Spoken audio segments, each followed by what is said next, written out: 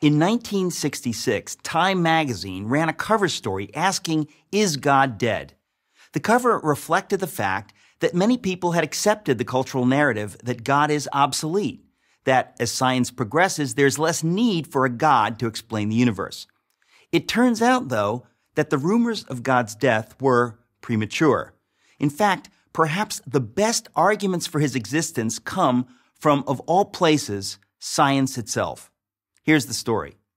The same year Time featured its now famous headline, the astronomer Carl Sagan announced that there were two necessary criteria for a planet to support life: the right kind of star and a planet the right distance from that star.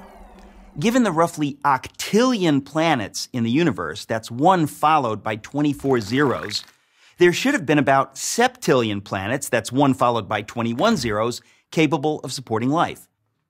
With such spectacular odds, scientists were optimistic that the search for extraterrestrial intelligence, known by its initials SETI, an ambitious project launched in the 1960s, was sure to turn up something soon. With a vast radio telescopic network, scientists listened for signals that resembled coded intelligence. But as the years passed, the silence from the universe was deafening.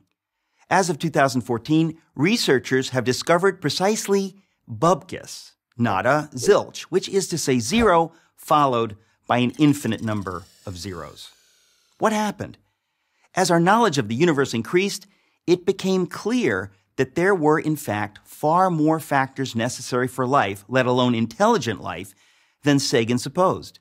His two parameters grew to 10, then 20, and then 50, which meant that the number of potentially life-supporting planets decreased accordingly.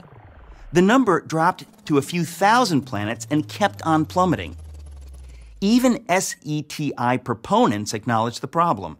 Peter Schenkel wrote in a 2006 piece for Skeptical Inquirer, a magazine that strongly affirms atheism, "In light of new findings and insights, we should quietly admit that the early estimates may no longer be tenable."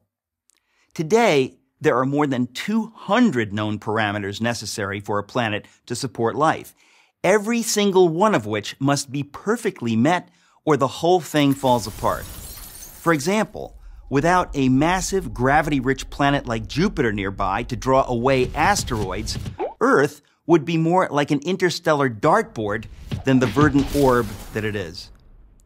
Simply put, the odds against life in the universe are astonishing.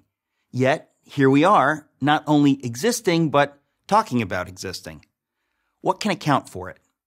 Can every one of those many parameters have been perfectly met by accident? At what point is it fair to admit that it is science itself that suggests that we cannot be the result of random forces? Doesn't assuming that an intelligence created these perfect conditions in fact require far less faith than believing that a life-sustaining Earth just happened to beat the inconceivable odds? But wait, there's more. The fine-tuning necessary for life to exist on a planet is nothing compared with the fine-tuning required for the universe to exist at all.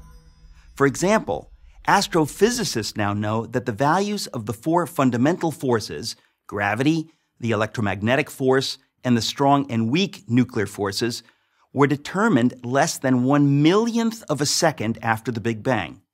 Alter any one of these four values ever so slightly, and the universe as we know it could not exist.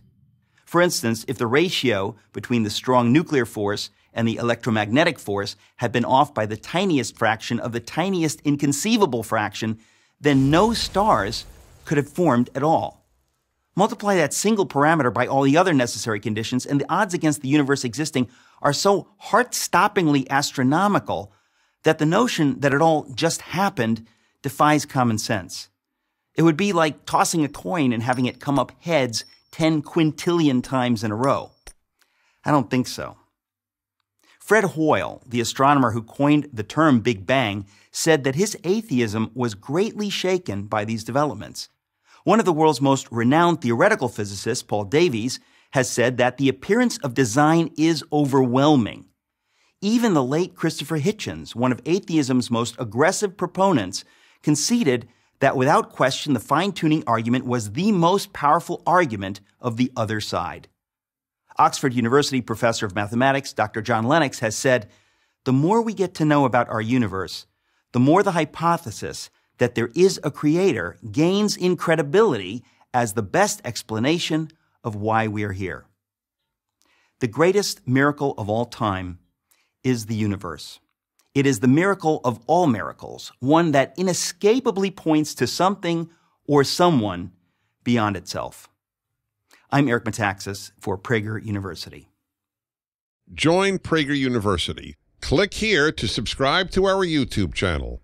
Click here to sign up for free at prageru.com for quizzes, contests, and prizes.